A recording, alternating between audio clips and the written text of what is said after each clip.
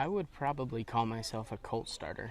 That's what I love to do. That's how I started this business. I also train rope horses and cow horses as well. I wanted to catch for the Chicago Cubs. That's what I wanted to do. I had a chance at a little community college and a junior college, but I never did.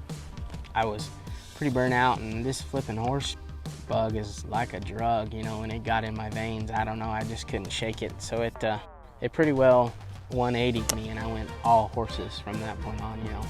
I couldn't rope, I was terrible, and I had no money. So what do you have to do if you want to rope? You gotta have a horse. So I bought a $400 broodmare, and I'm gonna teach this mare to be a hill horse. Well, she reared over on me and bucked me off. I mean, for months.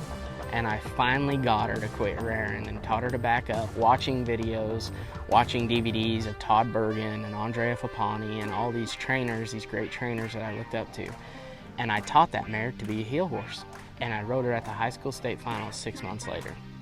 So it started with horsemanship for me, out of necessity, because nobody was letting me ride a horse. I couldn't, I'd never ridden a finished heel horse other than the first 4 steers that I ran. So I had to build them from the start, out of necessity. Like, I could either walk or ride this $400 broodmare.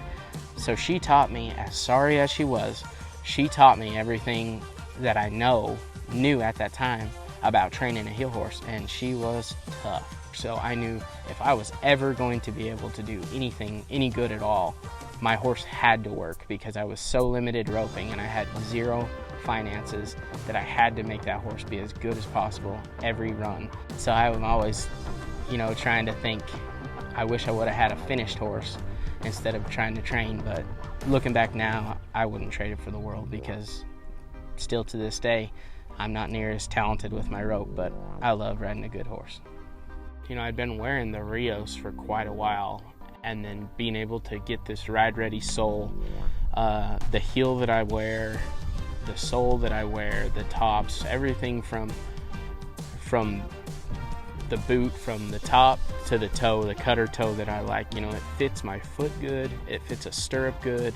That sole seems to do really good for me. My ankles don't hurt near as much as they used to.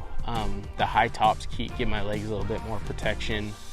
They last really, really well for me. I think the price point is very good on them, and they're just good looking.